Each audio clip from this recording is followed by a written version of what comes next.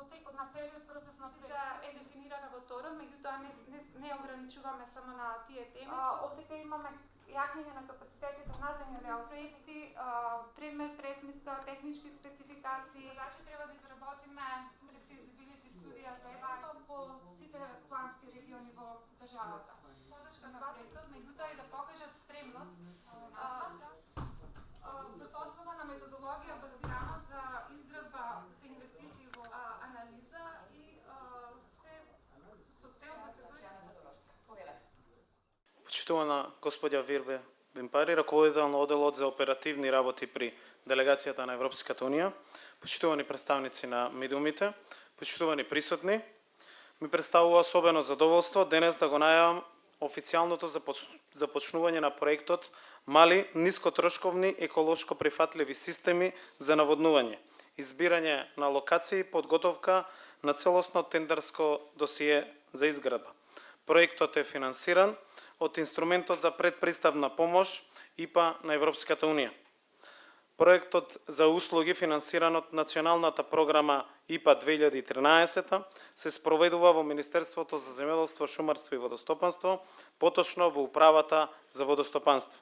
Вредноста на проектот е во износ од околу 1,7 милиони евра и ќе трае 2 години и 4 месеци. Со проектот е предвидена изработка на проектна документација за 10 мали системи за наводнување, чие што изградба ќе се финансира од веќе обезбедените средства на програмата ИПА 2015 година. Целта на овој проект е да се придонесе кон зголемување на конкурентноста во земјоделскиот сектор, да се одржат приходите на земјоделството и да се ублажат негативните ефекти од климатските промени во земјоделството преку промовирање на мали системи за наводнување со ниски трошоци, прифатливи за животната средина. Проектот има две компоненти. Со едната ќе му се помогне на Министерството да обезбеди одржливост на идните инвестиции преку процесот на идентификација и развој на технички проекти за мали системи за наводнување, а со другата проектна компонента ќе се поддржат тековните реформи во управувањето со водите и вклученоста на корисниците на вода во управувањето со системите за наводнување преку активности за градење капацитети. Со овој проект ќе се идентификуваат 6 до 8 локации со големина од околу 300 хектари, на коим се најпотребни системите за наводнување, а потоа ќе се подготват проектите за инвестициите кои што ќе следат. Конкурентноста на земјоделскиот сектор и оптималното користење на природните ресурси е основната цел на Министерството за земјоделство, шумарство и водостопанство, а наводнувањето во тој процес има голема улога. Состојбите со системите за наводнување не е задоволително. Во некои региони системите за наводнување се нефункционални, односно руинирани, поради тоа што е неопходна итна рехабилитација на истите, како изградба и на нови. Земајќи предвид дека значителен дел од руралното население екзистенцијално зависи од приходите од земјоделството, руралните заедници се особено ранливи.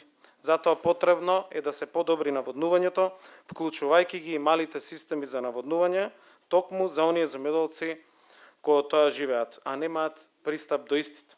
Со Националната програма за земјоделство и рурален развој, крајната цел е да се зголеми потенцијалот за наводнување на 250.000 хектари во наредните 15 до 20 години, преку рехабилитација на постоечките и изградба на нови системи за наводнување, вклучувајќи ги токму и овие политики за изградба на мали системи за наводнување.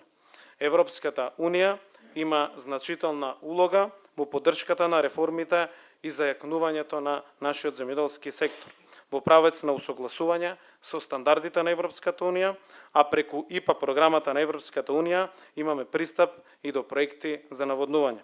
Како ресорно министерство, секако дека нема да застанеме тук.